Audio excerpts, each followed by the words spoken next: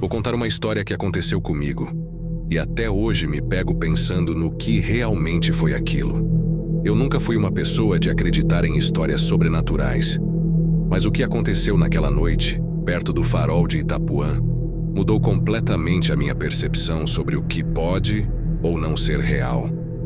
Tudo começou em setembro de 2014, uma noite tranquila de primavera. Eu estava hospedado na casa de um amigo em Itapuã, em Salvador. A praia era um dos meus lugares favoritos para relaxar, principalmente à noite, quando tudo fica mais silencioso e só o som das ondas preenche o espaço. Nesse dia decidi dar uma caminhada até o farol, um lugar que sempre me fascinou. Havia algo de misterioso naquela torre solitária, erguendo-se sobre as rochas, com as luzes iluminando o mar ao longe. Era por volta das 11 da noite quando cheguei ao farol. O vento era forte, mas o céu estava limpo, com a lua refletindo nas águas. Sentei-me em uma das pedras perto da estrutura, aproveitando o momento de paz, até que percebi algo estranho. Uma sensação de inquietação, como se eu estivesse sendo observado. Olhei ao redor, mas não vi ninguém. A praia estava deserta e a única coisa que se movia eram as ondas quebrando nas pedras. Mas aquele sentimento continuava. Era como se o próprio farol estivesse vivo, me observando. Decidi levantar e caminhar em volta dele. Ao chegar no lado mais afastado, senti um vento mais forte e ouvi um barulho estranho, como se algo estivesse se movendo dentro da estrutura. Eu sabia que o farol estava fechado, sem ninguém trabalhando ali àquela hora. Meu primeiro pensamento foi que poderia ser algum animal, mas o som era diferente. Era um ruído baixo e contínuo, como uma respiração lenta e pesada. Minha curiosidade me levou a tentar olhar pelas janelas pequenas do farol. Lá dentro, não dava para ver muita coisa, exceto por uma escada de metal que subia em espiral até o topo. Foi quando ouvi claramente uma voz. Não era um sussurro nem um grito, mas algo entre os dois. Uma voz profunda, abafada, que parecia vir de dentro do farol. A princípio, achei que fosse minha mente pregando peças, mas logo ficou mais nítido. A voz estava chamando por mim. João. Aquele som, vindo de dentro da torre, me chamava. Fiquei imóvel por um momento sem saber o que fazer. Estava sozinho. Ninguém sabia que eu estava ali. Como alguém poderia estar me chamando? Respirei fundo e decidi que já era o suficiente. Voltei para a estrada principal e fui direto para a casa do meu amigo. Tentei não pensar no ocorrido, mas aquela voz, aquele som, não saía da minha cabeça. Não contei a ninguém naquela noite, achando que estava ficando paranoico ou cansado demais. Na manhã seguinte, durante o café, comentei casualmente sobre minha visita ao farol. E, sem entrar em muitos detalhes, mencionei que ouvi alguns barulhos estranhos. Foi aí que meu amigo parou de mastigar e me olhou com um olhar sério. "Você sabia sobre o Pedro?" Ele perguntou. "Pedro?" Respondi sem entender. Ele começou a contar uma história que circulava por Itapuã há anos, sobre um pescador chamado Pedro, que desapareceu misteriosamente nas águas próximas ao farol em 1978. Seu barco foi encontrado à deriva, com tudo no lugar, exceto por ele. Nenhuma explicação foi encontrada, mas desde então, algumas pessoas relataram ouvir coisas estranhas ao redor do farol, especialmente à noite. Dizem que é o espírito de Pedro, ainda perdido no mar, chamando aqueles que se aproximam. Aquilo me arrepiou. Não sou de acreditar em fantasmas, mas não conseguia ignorar o que havia ouvido na noite anterior. Desde então, nunca mais voltei ao farol à noite. Pode ter sido minha imaginação, pode ter sido o vento, mas algo me diz que, de alguma forma, Pedro ainda está por lá, esperando que alguém o encontre.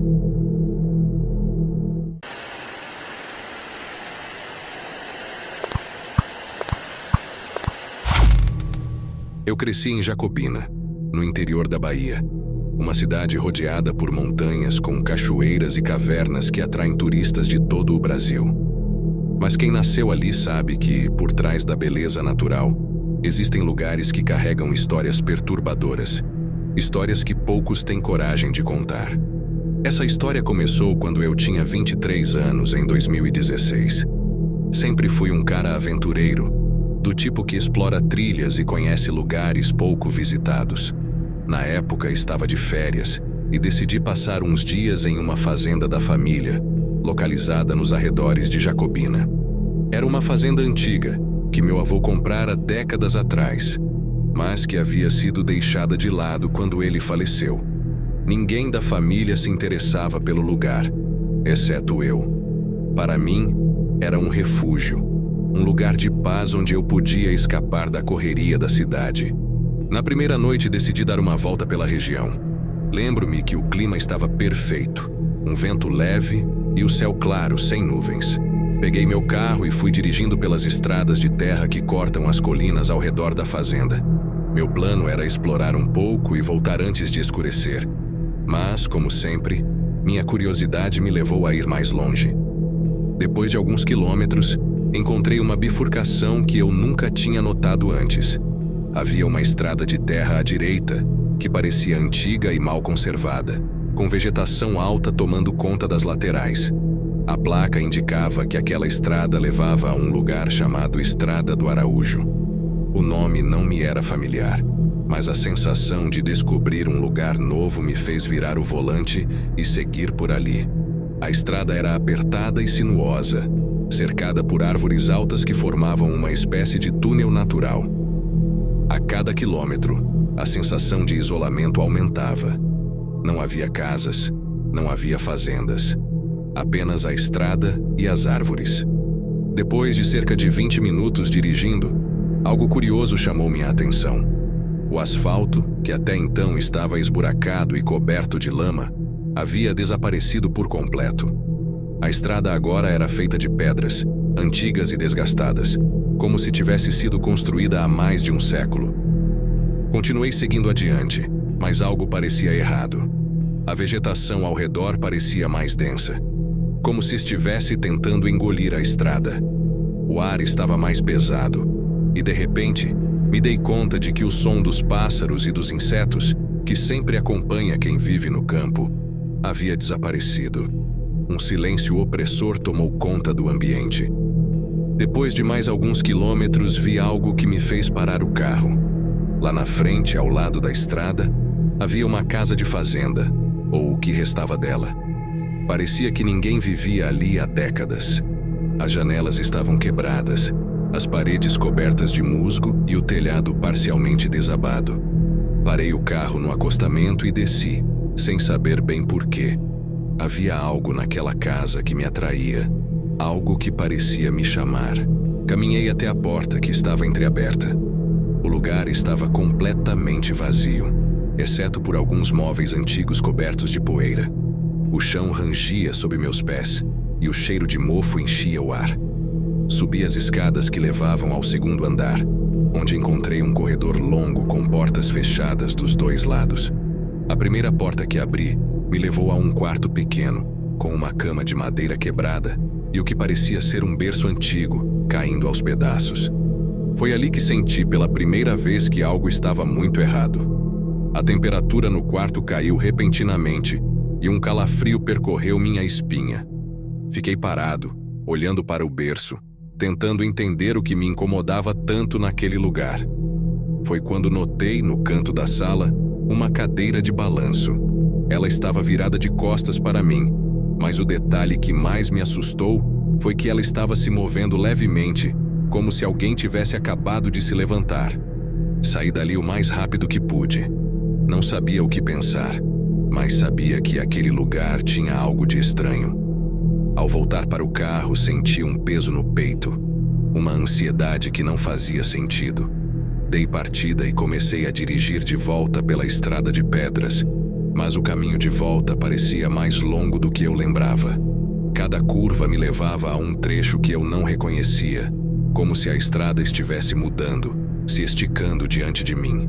Depois de quase 1 hora dirigindo, percebi que estava completamente perdido. O GPS do meu celular não funcionava e a estrada parecia não ter fim. O sol já começava a se pôr. e a escuridão da noite se aproximava. Foi quando vi algo à frente que me fez pisar no freio. No meio da estrada, a poucos metros do carro, estava uma figura. Um homem parado, de costas para mim. Ele estava vestindo uma roupa antiga, algo que parecia saído de um filme de época. Meu coração disparou. Fiquei ali, parado, tentando entender o que estava acontecendo. Então, ele começou a andar. Não sei o que me fez fazer isso, mas desliguei o carro e saí. Chamei pelo homem, mas ele não respondeu. Apenas continuou caminhando lentamente pela estrada. Segui-o por alguns metros, sempre mantendo uma distância segura. Foi então que ele parou, virando-se lentamente para mim. Seu rosto era indescritível. Não parecia exatamente humano, como se estivesse distorcido, fora de foco. E seus olhos eram completamente negros, vazios. Congelado de medo, não conseguia me mover. Ele levantou a mão, apontando para algo atrás de mim. Lentamente virei o rosto e vi o que ele estava apontando. A casa de fazenda, a mesma que eu tinha acabado de deixar, estava novamente ali, exatamente no mesmo lugar, mesmo depois de eu ter dirigido por tanto tempo. Mas algo estava diferente. As janelas, antes quebradas, agora estavam fechadas. Havia luzes acesas dentro, e eu podia ver sombras se movendo atrás das cortinas. Virei-me de volta para o homem, mas ele havia desaparecido. O desespero tomou conta de mim. Corri de volta para o carro, entrei e acelerei o máximo que pude. Não me importava mais com a estrada ou com o fato de estar perdido. Só queria sair dali. Depois de dirigir sem parar por mais algum tempo, finalmente vi uma estrada principal à frente. O alívio foi imediato. Segui em direção à cidade sem olhar para trás, tentando entender o que tinha acabado de acontecer. Quando finalmente cheguei a Jacobina, fui direto para o centro da cidade, onde encontrei um grupo de moradores mais velhos reunidos. Contei o que havia acontecido, sem esconder o desespero na minha voz. Um dos homens, o mais velho do grupo, olhou para mim com um olhar sério e disse: "Você passou pela estrada do Araújo, não foi?" Assenti, e ele continuou: "Aquela estrada está fechada há anos. Ninguém passa por lá desde que a família Araújo desapareceu, em 1932. Dizem que eles nunca saíram da casa. Apenas desapareceram, e ninguém nunca mais viu ou ouviu falar deles. Desde então, quem passa por lá... Bom, você teve sorte de conseguir voltar. Até hoje não consigo explicar o que vi naquela estrada. Sei que nunca mais voltarei lá, e aconselho qualquer um que passar por Jacobina a evitar a estrada do Araújo. Há lugares que guardam segredos que talvez nunca devam ser desvendados."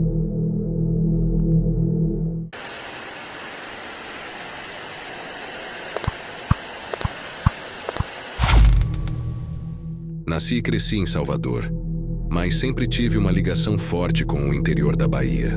Meus avós eram fazendeiros, donos de uma grande propriedade chamada Fazenda Engenho Velho, que ficava a cerca de 200 quilômetros da capital, perto da cidade de Santo Amaro. A fazenda tinha um ar majestoso, com seus casarões antigos, campos vastos e uma senzala abandonada, que meu avô nunca deixou reformar. Ele dizia que ali existiam histórias que não deveriam ser mexidas. Na minha infância, as visitas à fazenda eram sinônimo de liberdade. Eu corria pelos campos, subia nas árvores e explorava as áreas mais isoladas. Havia algo encantador naquele lugar, como se o tempo ali andasse mais devagar. Porém, com o passar dos anos, conforme fui crescendo, comecei a notar o silêncio desconfortável que rondava a propriedade. Os empregados, que antes conversavam animadamente sobre o dia a dia da fazenda, evitavam comentar sobre certas áreas, especialmente sobre a velha senzala. Sempre ouviam as histórias com um respeito silencioso, quase como se tivessem medo de atrair o que quer que estivesse escondido ali. Em 2017, meus avós já tinham falecido e a fazenda havia ficado nas mãos do meu pai. Ele e minha mãe raramente iam até lá, e a propriedade começou a ficar cada vez mais abandonada. Foi nesse ano que decidi passar um tempo na fazenda sozinho, para entender o que me atraía tanto para aquele lugar e, quem sabe, restaurar parte do que havia sido deixado para trás. Cheguei em uma manhã nublada de outubro, com o céu carregado, anunciando a possibilidade de uma tempestade. O casarão principal estava em péssimo estado de conservação, mas ainda mantinha sua imponência. Os móveis cobertos por lençóis, o cheiro de poeira e madeira velha, e o som distante dos galhos batendo nas janelas faziam o ambiente parecer uma cena de um filme de terror antigo. No entanto, o que mais me chamou a atenção foi o silêncio. Um silêncio denso, quase palpável, que parecia envolver a fazenda inteira. Depois de desfazer minhas malas, decidi explorar os arredores. Havia partes da fazenda que eu não visitava desde criança, especialmente a área onde ficava a senzala. Por algum motivo sempre evitei aquele lugar, talvez pelas histórias que circulavam entre os empregados ou pelo desconforto que sentia quando chegava perto. Mas naquela tarde, algo me impulsionou a ir até lá. A senzala ficava a cerca de 1 quilômetro do casarão, escondida entre árvores grandes e antigas, suas raízes expostas como se tentassem se agarrar ao solo. O caminho estava coberto de folhas secas e galhos caídos, o que tornava o lugar ainda mais desolado.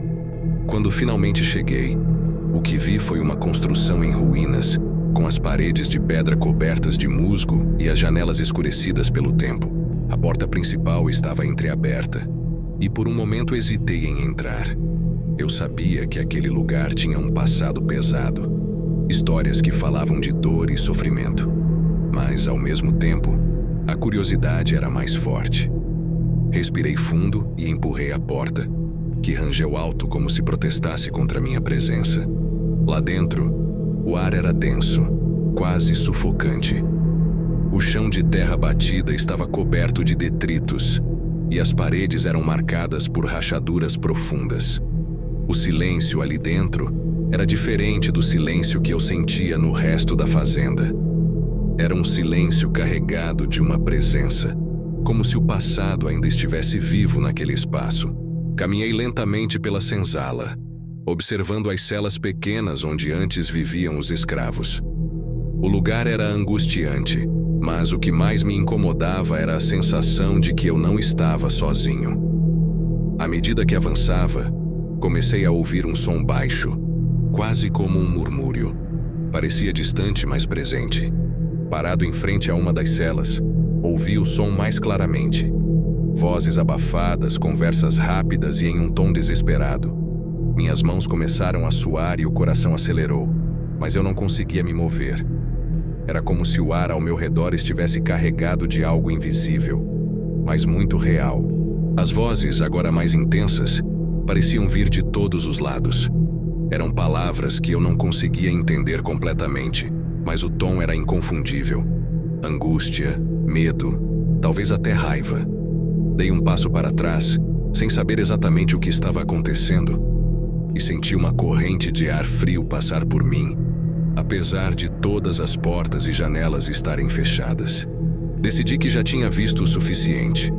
Virei-me rapidamente para sair, mas ao dar o primeiro passo em direção à porta, um som alto ecoou pela senzala. Era como se uma pedra tivesse caído ou algo pesado tivesse sido derrubado. Meus instintos gritavam para eu correr, mas uma parte de mim precisava ver o que era aquilo. Voltei meus olhos para o fundo da senzala e vi algo que eu não tinha notado antes. Uma escada estreita, quase escondida, que descia para um porão. Eu não fazia ideia de que aquele lugar tinha um porão, e a ideia de explorar aquilo parecia insana, mas novamente, algo me puxava para lá. Desci os degraus devagar, sentindo o ar ficar mais gelado a cada passo. A escada rangia sob meus pés, e o cheiro de umidade misturado a mofo tornava o ar quase irrespirável. Quando cheguei ao fundo, o que vi foi um espaço pequeno, mal iluminado pelas frestas das janelas superiores. Havia correntes enferrujadas presas às paredes, e no canto mais afastado, um objeto que me fez congelar. Era uma pequena mesa de madeira, coberta por uma toalha desbotada e manchada. Em cima dela, havia o que parecia ser um livro muito antigo, com a capa desgastada e as páginas amareladas pelo tempo. Ao me aproximar, senti um desconforto profundo, mas minha curiosidade me fez abrir o livro. O que vi não eram palavras, mas desenhos. Desenhos grotescos, de pessoas acorrentadas, figuras humanas distorcidas e cenas de tortura que me deixaram enjoado. Fechei o livro imediatamente e me afastei. Não sabia o que aquele lugar realmente era, mas sabia que não deveria estar ali. Senti o mesmo vento frio de antes e as vozes, que haviam desaparecido por um momento, começaram a ecoar novamente, dessa vez mais fortes, mais nítidas. Elas não estavam mais distantes, estavam ao meu redor. Corri. Subi as escadas o mais rápido que pude, e ao sair da senzala, a porta se fechou com força atrás de mim. Corri pelo caminho de volta ao casarão, sem olhar para trás, sem me importar com o barulho dos galhos quebrando sob meus pés. Quando finalmente entrei no casarão, me tranquei no quarto e passei a noite em claro, sem conseguir parar de pensar no que havia acontecido. No dia seguinte decidi ir embora. Não contei nada a ninguém sobre o que vi ou ouvi naquela noite. A fazenda Engenho Velho, que um dia foi um lugar de memórias felizes da minha infância, agora estava impregnada com algo que eu nunca mais quis reviver. Deixei a Bahia pouco tempo depois e nunca mais voltei àquela fazenda. Até hoje, quando penso na senzala e no que encontrei no porão, sinto um arrepio profundo. Há histórias que talvez nunca sejam completamente explicadas. E há lugares onde o passado permanece mais vivo do que imaginamos. A fazenda Engenho Velho, com certeza, é um desses lugares.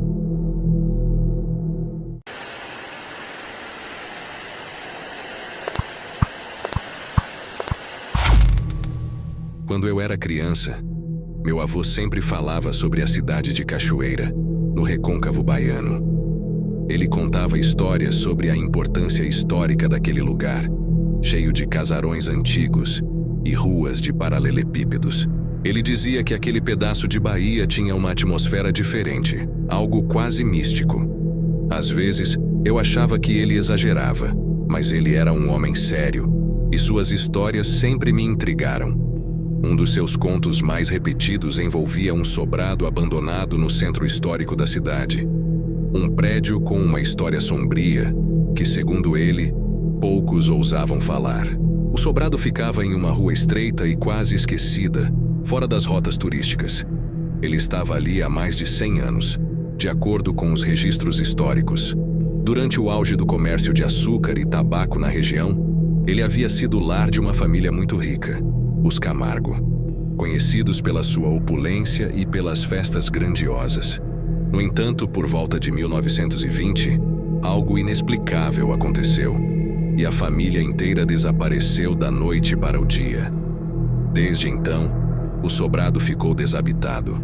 Muitos diziam que a casa estava amaldiçoada, que ninguém conseguia morar ali por muito tempo. Vários tentaram comprar a propriedade, mas sempre a abandonavam pouco tempo depois, alegando sentir uma presença inquietante no local. Sempre fui cético em relação a essas histórias. Minha mente era mais racional. Eu pensava que essas lendas eram criadas para justificar a decadência do sobrado, ou quem sabe para afastar ladrões e curiosos. No entanto, em 2019, quando decidi passar um tempo em Cachoeira para estudar a arquitetura histórica local para um projeto acadêmico, algo me fez lembrar do sobrado que meu avô tanto falava. Senti uma necessidade quase inexplicável de visitá-lo. Queria vê-lo com meus próprios olhos e, quem sabe, desvendar o que havia de verdade naquelas histórias. Assim que cheguei em Cachoeira, procurei pelo sobrado. Localizá-lo não foi difícil. O prédio era imponente, com sua fachada colonial desgastada pelo tempo. Mas ainda assim, havia algo de grandioso nele. As janelas estavam fechadas com tábuas e a porta principal, de madeira maciça, estava parcialmente encostada, como se alguém tivesse tentado trancá-la e desistido no meio do caminho. O lugar parecia deserto, mas havia uma energia estranha no ar, algo difícil de explicar. Um silêncio pesado pairava ao redor da casa, diferente do movimento leve das outras ruas da cidade. Decidi entrar. A porta cedeu com um rangido alto, e imediatamente o cheiro de mofo e madeira velha tomou conta do meu olfato. O interior era ainda mais imponente do que o exterior, apesar de visivelmente deteriorado. As paredes estavam cobertas de marcas de infiltração, e o piso de madeira rangia sob os meus pés. Ainda assim, era possível ver resquícios de sua antiga glória. Móveis antigos espalhados pelos cantos, tapetes desbotados e lustres quebrados que ainda pendiam do teto alto. Parecia que a casa havia sido abandonada às pressas, como se seus habitantes tivessem deixado tudo para trás. Caminhei devagar pelo hall de entrada, tentando absorver cada detalhe. Havia uma escadaria imponente à minha frente, que levava ao andar superior. Subi com cuidado, ouvindo o ranger agudo das tábuas, até que cheguei a um corredor longo, com várias portas fechadas. Uma delas ao fundo estava entreaberta, e, por algum motivo, senti uma forte atração por aquele cômodo. Ao empurrar a porta, me deparei com um quarto grande, com janelas que davam para a rua principal. Ali, o tempo parecia ter parado. Havia uma cama antiga, ainda feita, com lençóis amarelados, e uma penteadeira com um espelho quebrado. Mas o que mais me chamou a atenção foi uma grande estante cheia de livros, cobertos de poeira. Me aproximei, passando os dedos sobre os títulos desbotados. Muitos eram livros de contabilidade, alguns sobre comércio e história. Mas um deles, mais ao fundo, estava diferente. Era um diário, de capa preta e bastante gasto, quase se desintegrando. Quando o peguei, um calafrio percorreu minha espinha. Sentei-me na cama e comecei a folhear o diário. As primeiras páginas eram escritas com uma caligrafia firme, cuidadosa. Pareciam anotações cotidianas de um dos membros da família Camargo, talvez o patriarca. Ele falava sobre o trabalho no comércio de tabaco, as festas que organizavam na casa e até sobre as reformas que haviam feito no sobrado. Tudo parecia normal até a metade do diário, quando o tom começou a mudar. As palavras ficavam mais confusas, quase desesperadas, e as anotações eram cada vez mais esparsas. Em uma das últimas páginas, ele escreveu sobre um homem que havia aparecido à porta do sobrado em uma noite chuvosa, pedindo abrigo. A princípio, os Camargo o receberam com hospitalidade, mas logo perceberam que havia algo de errado com ele. Não sabiam de onde ele vinha, e ele se recusava a falar sobre seu passado. Porém, ele tinha uma presença perturbadora, e os empregados começaram a reclamar de pesadelos e sons estranhos pela casa depois da sua chegada. Nas últimas páginas, o tom era de puro pânico. O autor mencionava ter ouvido sussurros em seu quarto durante a madrugada, portas se abrindo sozinhas, e o mais perturbador, descrevia a sensação de ser observado constantemente, mesmo quando estava sozinho. A família começou a definhar. Ninguém dormia, todos estavam à beira de um colapso. E então, sem qualquer explicação, as anotações simplesmente cessavam. A última página estava manchada, como se alguém tivesse derramado algo sobre ela. Ou talvez... sangue. Fechei o diário com as mãos trêmulas. Aquilo era mais do que eu esperava encontrar.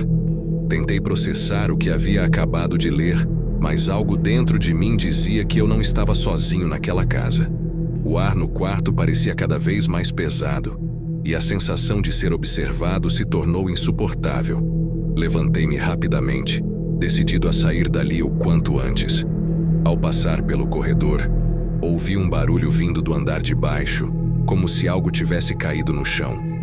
Congelei no lugar, o coração disparado. O som foi seguido por outro, desta vez mais alto, como se móveis estivessem sendo arrastados. Corri escada abaixo sem me importar com os rangidos ou com o barulho que eu fazia. Quando cheguei ao térreo, o hall estava vazio, mas o ar estava gelado. Fui direto para a porta de entrada, empurrei-a com força e saí daquele sobrado o mais rápido que pude. Só parei de correr quando cheguei a uma praça no centro da cidade. Mais tarde, naquela noite, falei com um dos moradores mais antigos de Cachoeira, um senhor de quase 90 anos, que confirmou parte da história que meu avô sempre contava.